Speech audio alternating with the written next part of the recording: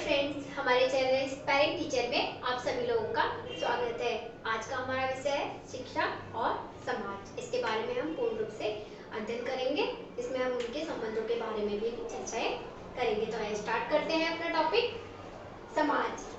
समाज व्यक्तियों के समूह को हम क्या कहते हैं? समूह को समाज कहते हैं। कि कुछ व्यक्तियों का जो समूह होता है, एक ग्रुप होता है, उसको हम क्या कहते हैं? समाज कहते हैं। इस प्रकार समाज के व्यक्तियों के बीच बने सामाजिक संबंधों को भी समाज कहते हैं। कि अगर एक ग्रुप एकत्रित होता है, वो समाज बनता है, तो उनके बीच जो संबंध आपस में बने हैं, उसको भी हम क्या समाज की श्रेणी में ही मानते हैं। मैकाइवर ने कहा है, समाज सामाजिक संबंधों का जाल है और ये हमेशा परिवर्तित होता रहता है। कि मैकाइवर ने कहा है कि समाज जो है संबंधों का जाल है। कि किस तरह उनमें आपस में वो है कि एक दूसरे पे आश्रित हैं और एक दूसरे को समझने के केबल हैं। तो ये है कि किस तरह से वो डे बाय डे हर तरह से वो बदलता रहता है, वो एक जैसा नहीं रहता है। शिक्षा। यह संस्कृति के शिक्ष धातु से बना है, जिसका अर्थ है सीखना और सिखाना। हम देखते हैं शिक्षा कि कोई भी पहले उस शिक्षा को ग्रहण करता है, फिर जाके उसको दूसरों को सिखाता है। तो शिक्षा का यही अर्थ है, पहले हम उसको सीखते हैं, फिर सिखाते हैं। महात्मा गांधी ने कहा है, शिक्षा से मेरा अभिप्राय बालक मनुष्य के शरीर, मस्तिष्क या आत्मा के सर्वांगीण विकास के है। कि वो कहते हैं कि मनुष्य का शरीर, उसका मस्तिष्क तथा उसकी आत्मा का पूर्ण विकास हो, तभी वो क्या कहलाता है? शिक्षा कहलाता है। आइए देखते हैं समाज और शिक्षा में ये है कि डे बाय डे बदलता रहता है। पहले हम देखते थे कि भौतिकवादी समाज था। भौतिकवादी समाज वो समाज था जो भौतिक चीजों पर ही नियंत्रण होता था। कि जो हम इस संसार में जो वस्तुओं को देखते हैं, वही क्या है? समाज बनाता था। परंतु धीरे धीरे बदलने के बाद, कुछ समय के बाद वो क्या हुआ? आध्यात्मिक चीजों पर, आध्यात्मिक समाज में कन्वर्ट हुआ। कि लोग जो है आत्मा परमात्मा इन सब लोगों में विद्यमान होने लग गया। फिर जाके थोड़े समय के बाद आज की जो स्थिति है वो क्या है? प्रयोजनवादी समाज। इसमें क्या है? प्रयोजनवादी समाज में कि जैसा जो समय होगा उसी के हिसाब से हमारा शिक्षा और समाज जो है वो चेंज होता रहेगा। तो आइए देखते हैं हम शिक्षा व समाज में संबंध। पहले हम देखते हैं समाज का शिक्षा पर क्या प्रभाव पड़ता है। कि अगर समाज है तो समाज के द्वारा की शिक्षा कैसे निर्धारित की जाएगी। कि सारा चीजें वो समाज पे डिपेंड है, कि समाज जैसा रहेगा उसी प्रकार से उसकी शिक्षा होगी।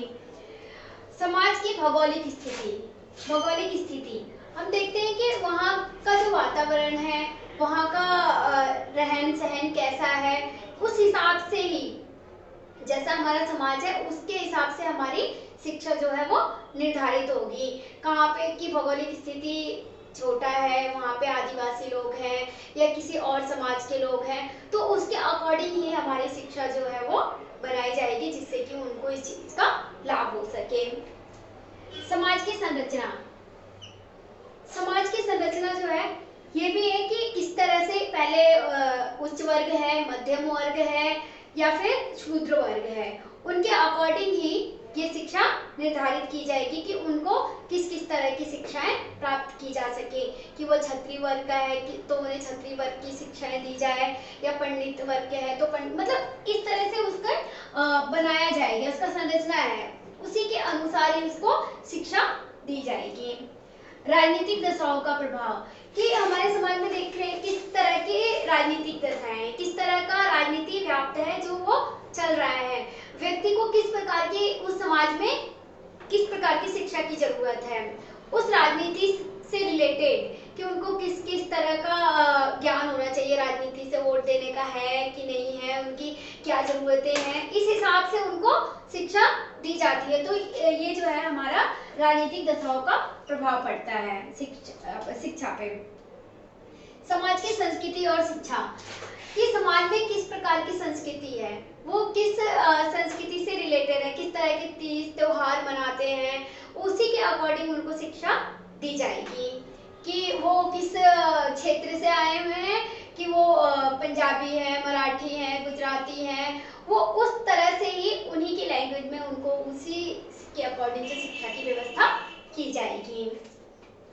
आर्थिक दशाओं का प्रभाव, कि इसमें हम आर्थिक दशाओं का प्रभाव शिक्षा पे देते हैं कि आर्थिक स्थिति वहाँ की कैसी है, उस समाज की जो हमने समाज बनाया है वहाँ पे जो आर्थिक स्थिति है वो ज़्यादा अच्छी है या कम है, तो इसके अकॉर्डिंग क्या होगा, शिक्षा का प्रभाव किया जाएगा कि कितने स्कूल बनाने चाहिए, कितने बच्चों को पढ़ाना चाहिए।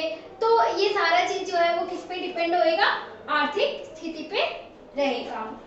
शिक्षा व सामाजिक परिवर्तन, समाज में किस तरह का परिवर्तन होना चाहिए, वो भी क्या है हमारा शिक्षा पे डिपेंड करता है कि किस तरह से जो समाज पे बदलाव है, कि लोगों के विचार किस तरह से हैं, किस तरह से वो सोचते हैं, क्या कार्य करना चाहते हैं, किस क्षेत्र में जाना चाहते हैं, उसके अकॉर्डिंग ही क्या होगा, उनके शिक्षा दी जाएगी।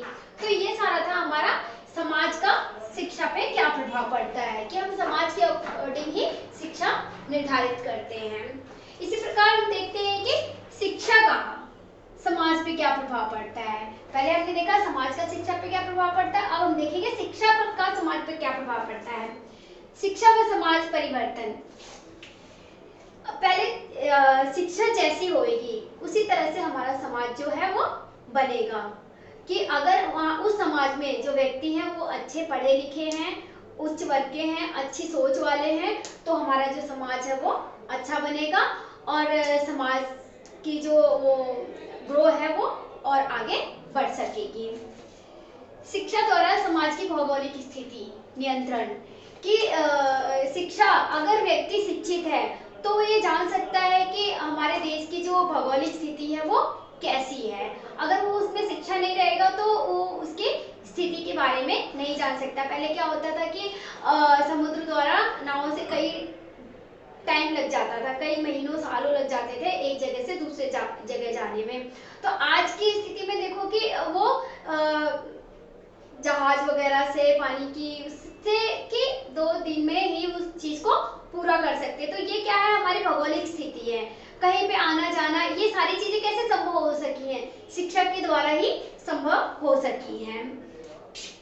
सामाजिक विरासत का संरक्षण, कि अगर हमारे पास शिक्षा है तभी हम जो हमारे प्राचीन समय में जो हमारे जो संरक्षण की जैसे कि चीजें हैं, जैसे कि लाल किला हो गया, ताजमहल हो गया, ये जितने भी संरक्षित चीजें हैं उसको हम संरक्षण कैसे हम उसको बचा के रखे हैं, किस तरह से बचाव उसका करना चाहिए। अगर हमारे पास शिक्षा नहीं है तो उसको हम बचाव के तरीके भी नहीं ढूंढ सकते हैं। तो ये है कि हमारा शिक्षा के द्वारा ही हम किसी चीज का संरक्षण कर सकते हैं, अपनी पुरानी चीजों को बचा करके संग्रहालयों में स्थापित कर सकते हैं। शिक्षा द्वारा समाज का राजनीतिक विकास, कि राजनीतिक विकास कैसे हो सकता है, यदि जो व्यक्ति है वो शिक्षित है तभी उसको अपने अधिकारों और कर्तव्यों के बारे में पूर्ण जानकारी होगी, वो तभी समझ सकेगा कि हम वोट कैसे दे सकते हैं, चुनाव में हमारी क्या स्थिति है, किस तरह के व्यक्ति को हमें चुनाव में खड़े होने देना चाहिए। ये सारी चीजें जो है वो हमें शिक्षा के माध्यम से ही हमें पता चल सकती हैं। फिर तुम्हारा है सामाजिक भावना की जागृति, अगर व्यक्ति जो शिक्षित है तभी वो लोगों में सामाजिक भावना एक तरह का पैदा कर सकता है। अगर वह शिक्षित नहीं है तो लोगों में ये सामाजिक भावना कभी भी स्थापित नहीं हो सकती है, क्योंकि सबकी जो थॉट्स हैं वो सबके अलग अलग हैं। लेकिन अगर उसको बैठ करके कोई शिक्षित व्यक्ति उसको समझाता है तभी जाकर के हम किसी काम करने के लिए एकजुट हो सकते हैं। शिक्षा व समाज की आर्थिक स्थिति, शिक्षा, अगर व्यक्ति शिक्षित है तो अपनी आर्थिक स्थिति को अच्छी तरह से विकसित कर सकता है। अगर उसकी आर्थिक स्थिति अच्छी नहीं है तो वो शिक्षा कैसे ग्रहण करेगा। तो इसलिए है कि अगर व्यक्ति शिक्षित है तो किसी भी क्षेत्र में जाकर के वो अपने परिवार का पालन पोषण अच्छे से कर सकता है। इस प्रकार हम कह सकते हैं कि शिक्षा और समाज तथा समाज और शिक्षा ये दोनों ही एक दूसरे के ऊपर डिपेंड है, मतलब ये एक सिक्के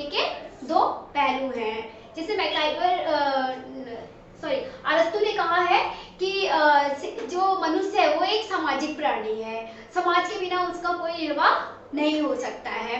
तो हम समाज में ही रह करके अपने गुणों को तथा अपनी आवश्यकताओं को के विकास को आदि सभी चीज़ों को हम समाज में रह करके ही सीखते हैं। समाज के बिना व्यक्ति का कोई अस्तित्व नहीं है।